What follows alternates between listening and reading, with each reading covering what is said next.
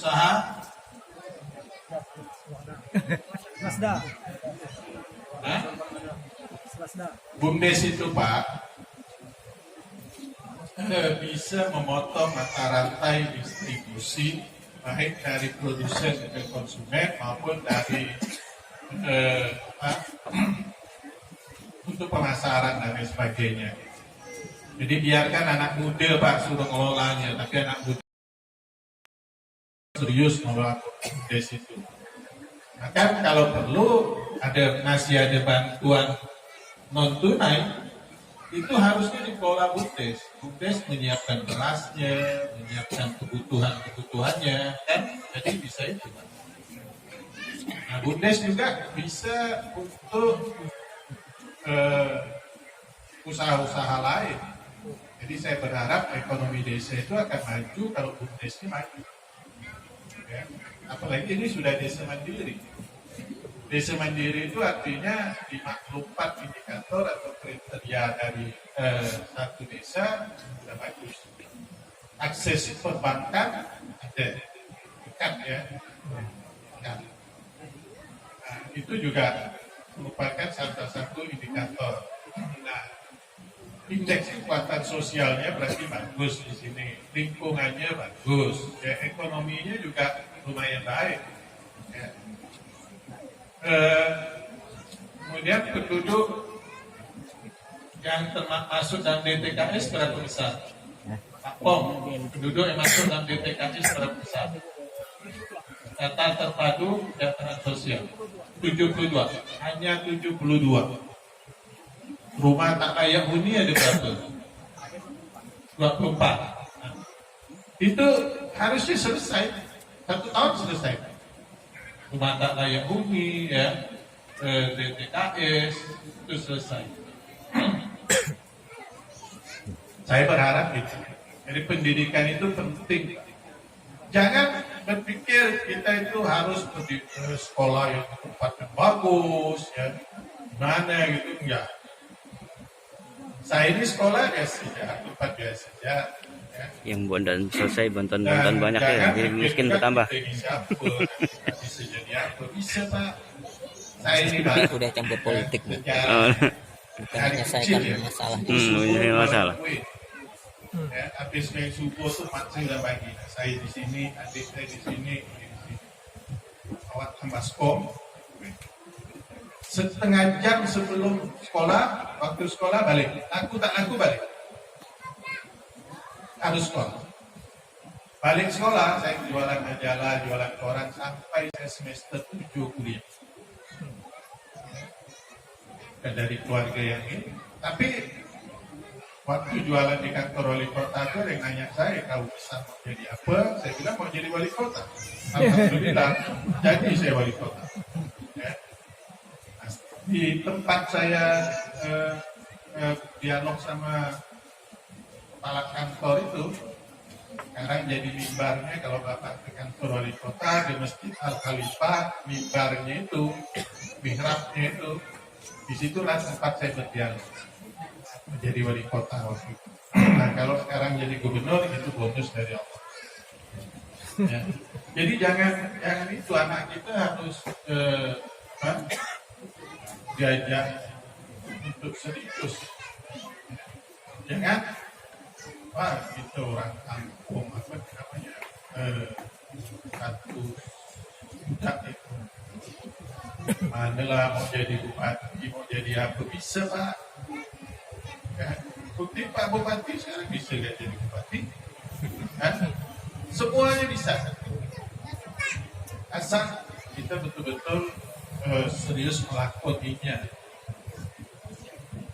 Yang penting ya, negara-negara hebat itu Pak, meneliti apa sih kunci sukses orang.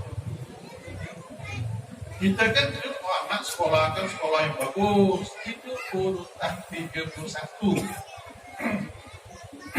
untuk menentukan keberhasilan seorang, urutan 31.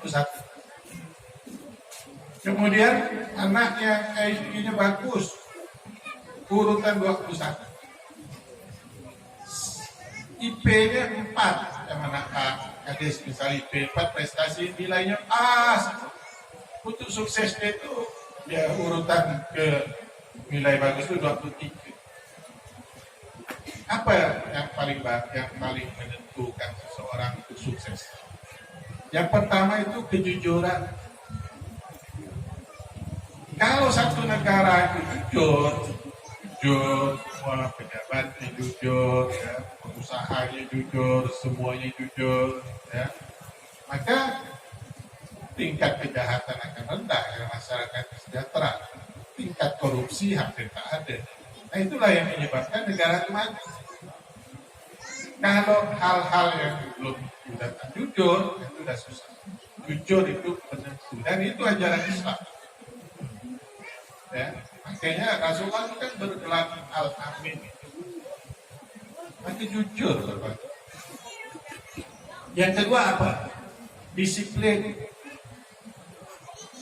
Disiplin ajaran Islam juga. Kita kalau waktu masuk sholat baru ajar kan gitu. Jangan belum waktu masuk sholat udah ajar, boleh ya. Misalnya sekarang nih kan berapa menit lagi nih buka puasa? Selama. Hah? Apa? Selama. Selama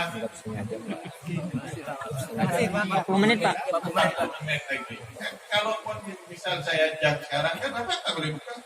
Karena waktu belum masuk. Kan disiplin. Nah, yang ketiga, dukungan orang terdekat. Ya. Makanya bagus itu Pak Abdul manggil istrinya saya. Karena istri salah satu orang terdekat yang mendukung sukses seseorang. Ya. Istri, anak, orang tua, tetangga. Maka tadi Pak Tati kan silaturahim itu penting. Jadi dukungan orang terdekat. Bisa istri, bisa ini, bisa itu. Nah, dukungan orang terdekat kalau diterapkan akan ada harmonisasi dalam rumah tangga. Istri dengan suami baik dan sebagainya. Tapi istri hati-hati Pak, Bu, ya. Di dalam Al-Quran itu surah Isa ayat 34 ada yang disebut dengan nusus. Nah, tahu nggak nusus? Saya tanya, Bu, ibu tahu nusus yang pakai kerudung biru? Tak tahu. Yang sana tak tahu. Ibu tak tahu. Ayah di belakang tahu. Bu, yang baik saya tadi tangan gini-gini yang ngomong. Tahu nggak nusus apa? Nusus Melawan suami. Tahu? Tahu nggak? Kalau tak tahu bilang tahu. Tak tahu kan semua gini salah. Nah, ketika Rasulullah Isra Mi'raj, Rasulullah di kan Pak Ustadz juga. Pak Ustadz nih, Pak Ustadz sekarang ceramah ya. Ketika diperlihatkan penghuni neraka, maka yang paling banyak penghuni neraka itu laki-laki atau perempuan. Nah, bukan. Ustadz Pak, dia cuma bilang cuma sampai di situ. Dia tak mau nyebut apa penyebabnya. Ya mau? Pernah Ustadz jelaskan salah satu penyebab perempuan banyak menjadi penghuni neraka. Apa? Pernah ada Pak? Pernah. Bu, Ibu tahu penghuni neraka itu banyak perempuan dari mana? Hah? Apa? Pak Ustadz kan? Pak Ustadz ceramah kan? Pernah ada dia ngasih tahu penyebabnya? Nggak mau kasih tahu dia. Jadi dia takut diubah laki-laki yang paling banyak masuk di sana daripada perempuan. Nah, salah satu penyebab perempuan masuk ke itu adalah nusus. Nah, kalau ibu-ibu tak tahu tentang nusus, ya wajar memang banyak tempat di situ. Nusus itu durhaka istri terhadap suami. Nah, durhaka istri terhadap suami. Itulah dia nusus. Di dalam Quran diatur, bukan saya yang ngomong. Nah, nanti baca tuh surah Nisa 34. Ya. Kalau terjadi nusus, bahwa ketika terjadi nusus, ya, maka panggil hakam dari kedua belah pihak. Artinya orang yang dituakan dari pihak suami dan orang tuakan dua pihak istri berunding untuk damaikan dia. Setelah didamaikan masih tambah lagi, kata orang tak mau dengar cakap, pisah tempat tidur. Perempuannya tidur dalam kamar, laki-laki tidur di ruang tamu. Kalau kamar cuma satu kamar, di rumah ada satu kamar. Kalau dua, ya berbagi lah. Ya. Kalau masih lagi, nah ini bukan saya juru ya, ini Al-Quran. Pukul tapi tidak tentu menyakiti. Kalau bapak-bapak pukul menyakiti karena aturan KDRT. Kekerasan dalam rumah tangga itu bisa kena hukum. Dalam riwayat itu cukup ada satu riwayat, ini dia seorang suami yang marah betul dengan istri, dia menyentuhkan sendal dari pelepah daun pohon kurma, itu disentuhkan aja kulit istrinya, nah seperti itu. Bukan sendal itu masuk ke telapak tangan baru dihayunkan, bukan. Allah itu tak boleh. Maka dia itu Pak. Ya. Jadi itu Pak. Khusus. Nah, saya sarankan Bu, Ibu mau nggak untuk lepas dari khusus? Khusus itu baik. Sampai ada seorang istri sahabat Rasulullah, bukan khalifah ya. Kalau dulu kan pejuang-pejuang itu selalu disebut dengan sahabat Rasulullah. Istri seorang sahabat Rasulullah datang kepada Rasulullah. Ya Rasulullah, tidak ada cacat suami itu. Dia saja, dia beri nafkah lahir batin. Pokoknya perhatian betul lah, kayak pak kampung tadi. Cuma kata istrinya, aku sudah ada rasa baik, ya kurang sayang dengan dia. Kata istrinya nih, tapi aku takut melakukan khusus. Nah, saking takutnya dia melakukan khusus, disampaikan ke Rasulullah. Rasulullah katakan apakah bersedia mengembalikan mas kawin? Bersedia katanya. Udah jatuh salah satu. Padahal dibilang dipuji masih suaminya itu bagus, tidak ada cacat. Tapi dari dia yang mulai bukan dia lihat Pak Bupati lalu dia mulai di situ. Bukan. Mulai ada rasa ya apa ya, takut dosa, takut durhaka lah terhadap suami. Ya. Saking ini. Kalau sekarang Bu, ada misalnya surat An-Nisa ayat 3 ini tadi ibu-ibu ya, khususnya ini bapak-bapak juga peringatannya perlu. Surat An-Nisa ayat 3, Nisa ayat 3.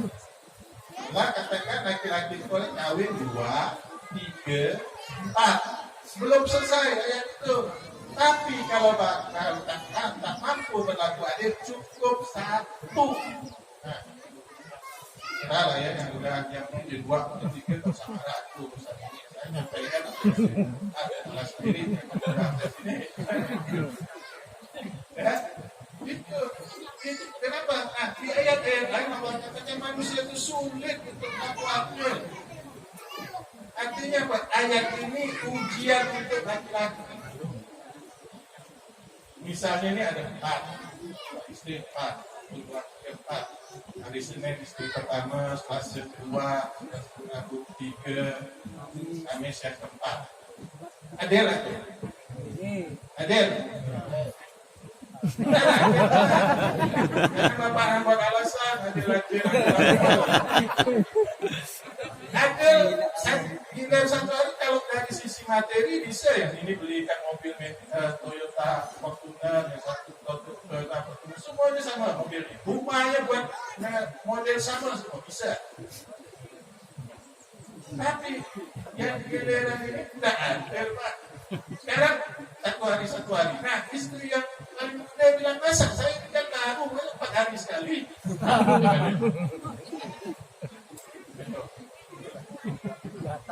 Dia istri yang paling muda nomor 4 hari sekali. Nah ada tak? Saya tanya ada tak Pak? Pak, jawab. Bu, adil lah Bu.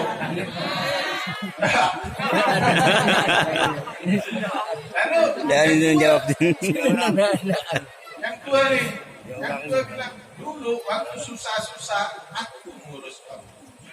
Sekarang 4 hari sekali. Mentang udah ini gitu ya. Jadi nggak bisa lah, nggak sulit melakukan diri. Karena Allah katakan saya sulit melakukan bukan saya kita. Jadi hati-hati. Nah ada lagi ini untuk laki-laki, ya. Kayaknya tadi saya mau ceramah lain, tapi Pak Bupati bilang yang jarang disampaikan, ini kan jarang sampaikan Pak, ya. Mereka ada yang namanya zihar.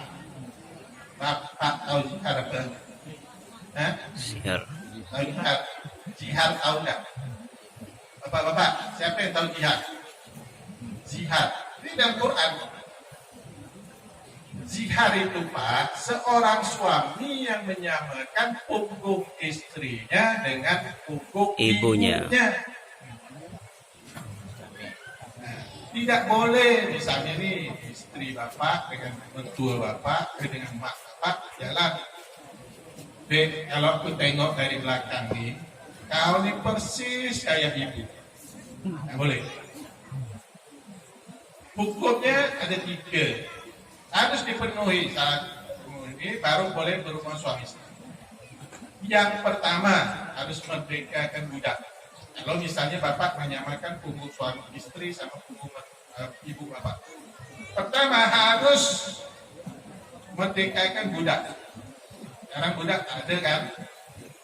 Kemudian kalau budak tak ada, puasa 2 bulan berturut-turut. Banyak budak-budak. Puasa sebulan Banyak budak-budak lagi bener. ada beliau pergi 2 bulan.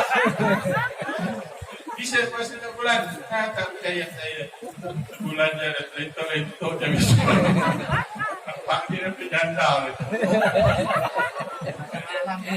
Nggak mungkin bisa puasa 2 bulan berturut-turut. Tak bisa kan? Nah, kemudian kalau udah, tapi harus dijalani dulu. Kalau udah tak mampu, baru periksakan 60 orang fakir miskin jatuh, baru boleh berbuat suami istri. Itu nyamakan hukum. Ada satu ulamanya ulama hebat di Pontianak itu dan tinggal. Dia bilang begini, dia tak nyimpulkan, saya pun tak nyimpulkan. Kalaulah Bu, dengan Bu ya, kalaulah menyamakan punggung aja hukumnya jatuh hal, bagaimana seorang suami manggil istrinya mama? Nah itu, mana tuh? Ustaz itu yang bilang ya, saya bilang, nah kalau bapak tak percaya silakan tanya, cuma beliau udah meninggal. Tanya sahabat. Soalkan enggak, dia habis itu juga bahasanya bukan boleh atau enggak, tapi dia bilang menyamakan punggung aja takut jatuh lihat, apalagi memanggil istri dengan sebutan mama. Oh iya. Nah istri juga kan papa.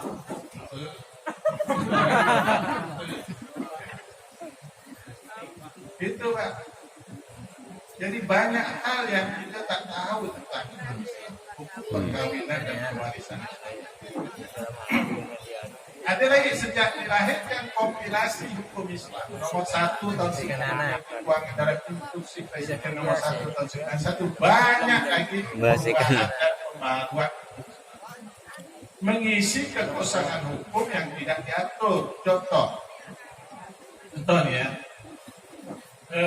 dalam hal pewarisan, ya dulu dalam masyarakat Melayu ada dikenal dengan utus waris, ya. Anak yang meninggal lebih dulu, anak perempuan meninggal lebih dulu dari bapaknya, ya, dia punya anak ini kan tak mewaris, ya. Kalau adik-beradik dia perempuan semua, maka sepertiganya, karena perempuan itu secara kembali hanya menghabiskan kewarisan 2/3, sepertiga kembali kepada saudara, anak-anak saudara. Nah, cucunya tak dapat, tapi ponakannya bisa dapat. Nah, kan tak adil tuh. Lalu para ulama beristihad, lahirlah ijma. Ijma ini sumber hukum Islam yang keempat. Yang pertama Quran, kedua hadis, ketiga qiyas, keempat ijma.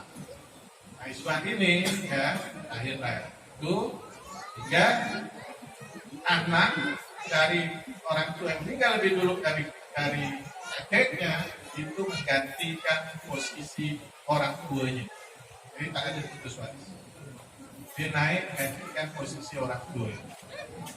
Jangan sampai bapak-bapak memperlakukan. Karena ini berlaku di pengadilan agama. Tidak Pak. Ya. Tidak Pak. Nah kemudian misalnya ini tentang anak angkat.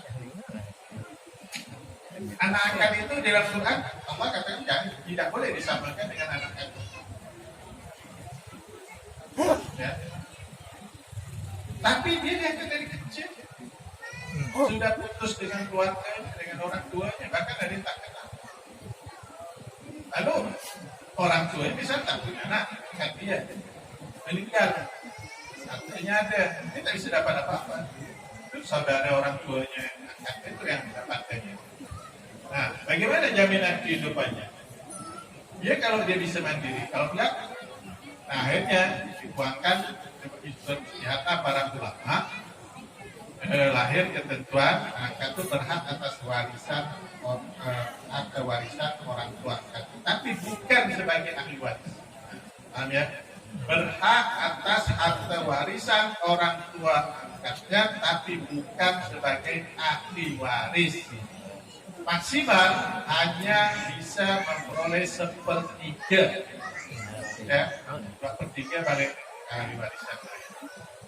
Tapi kalau saya menafsirkan, kalau saya hakimnya, saya akan putuskan tidak boleh melebihi bagian terkecil dari ahli waris yang mendapatkan.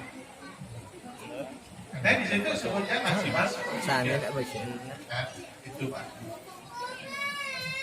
Quran itu kalau soal mengatur hal paling baik. Ngatur bagian waris itu, bagiannya ya, bukan mengatur aturan-aturan ini, bagiannya itu hanya 5 ayat aja. An-Nisa 11, 12, 13, 16, hanya 5 ayat. Nah, kalau Bapak bisa memahaminya selama 1 bulan, baca dari pagi sampai pagi selama 1 bulan, ya saya kasih hadiah istimewa. Bapak mau minta aku nanti saya minta kawinkan, saya bayar biaya nikahnya, bulan madunya, kalau perlu hidup di pendopo, benar itu sudah. Ya, saya baca betul-betul, pahami betul,